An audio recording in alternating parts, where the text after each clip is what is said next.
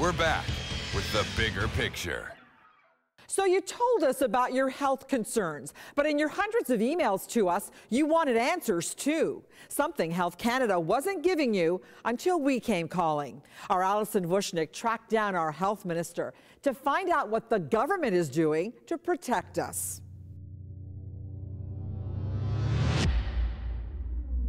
I have 400 emails from Canadians saying that they're getting sick from these bulbs. They just want to know that their government is looking into the issue. What can I tell them? Well, I will look into that. I've been in this job for 2 months, so I'm not aware of the study.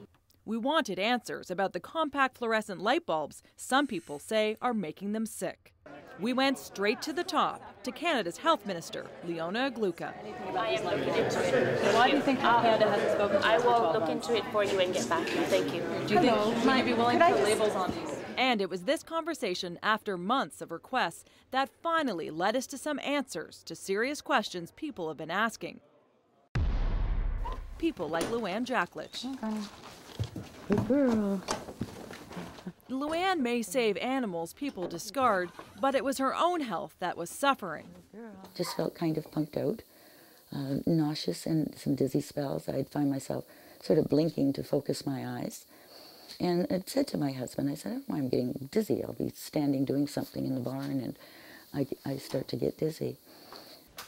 Then she saw our story on the bulbs. She decided to remove them. It was so dramatic and it was so quick. The other symptoms were gone in a matter of days. I think that it had to have been the bulbs, because once they were gone, everything else was gone too. That's it, they're all gone. They're all gone. Then there's Rose Moraes and all that scratching. Oh yeah, I'm a mess. I'm basically covered in hives and skin problems, the itchiness, and it's been hell. Rose has lupus. British government health authorities tested the bulbs. They tell us people like Rose are more sensitive to the ultraviolet radiation the bulbs give off. These aren't immensely hazardous levels, but they were a surprise to us, and they shouldn't emit UV. It's very frustrating because, you know, my doctor sees, he didn't know anything about the light bulbs until I told him. He was shocked. And there are extreme cases like this one. Brenda Ryder says she only sat beside a bulb for a few minutes when this happened. I was just completely aghast. So why do the bulbs emit UV? We asked scientist David Sugarman to explain it. It has mercury vapor in it, and it's the mercury vapor that gets excited when an electric current passes through. And when the mercury vapor gets excited and then goes back to being not excited, it gives off a little bit of ultraviolet light. That's what excites the coating and makes it give off light. And those long tubes do as well. All fluorescent bulbs give off a certain amount of ultraviolet radiation. But British health officials say the problem with the curly bulbs and UV may be how close we get to them.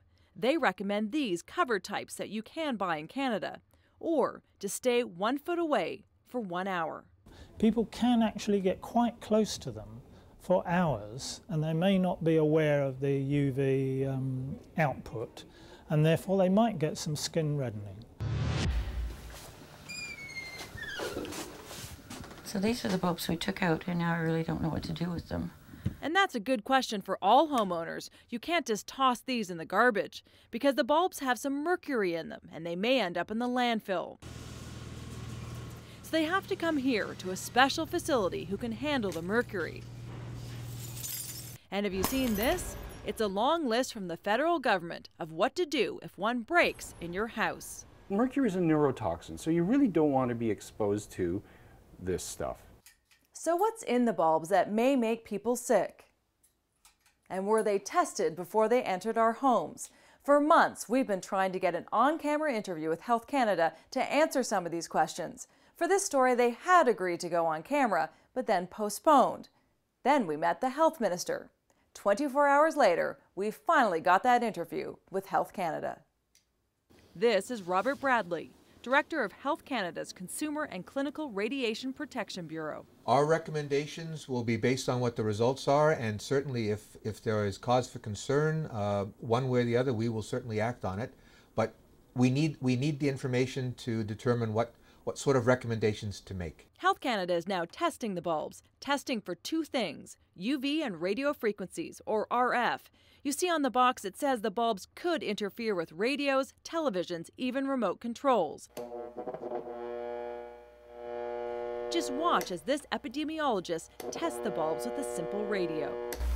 And I hate the thought that pretty soon the only bulbs you can get are these, because if the radio can hear it, your body can hear it. It's buzzing your body too.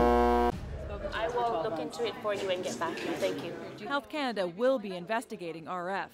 After meeting the health minister, one day later, she did look into the curly bulbs and told us in a statement, "The health and safety of Canadians is the utmost importance to this government. Health Canada has initiated a study to measure UV emissions and electromagnetic field exposure levels from compact fluorescent lamps. Results are expected by fall of 2009. The companies that make the bulbs say they're safe and meet industry standards. We contacted the big three manufacturers and their lighting association. They all declined an on-camera interview. Compact fluorescent light bulbs are becoming more popular because they save energy, and the old inefficient bulbs like incandescents are being banned in Canada in 2012.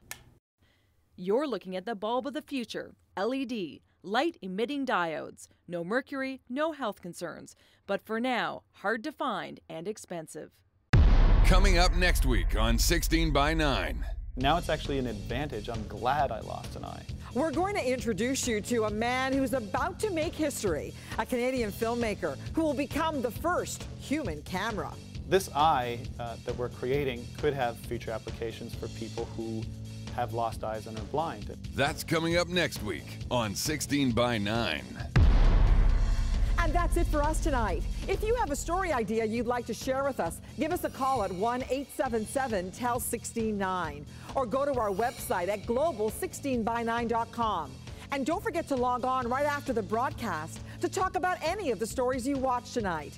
Joining us on the blog will be some of the guests we introduced you to this evening. I'm Mary Garafello. From all of us here, good night. Our final word tonight goes to our 16 by 9 viewers. I just want to compliment you, pat you on the back on your program on the CFL curly bulbs. We need more of that. We need a follow-up. We need to be more people more aware. Anyway, good job on 16 by 9. I enjoy that program. Bye-bye for now. 16 by 9, the bigger picture. That's a wrap.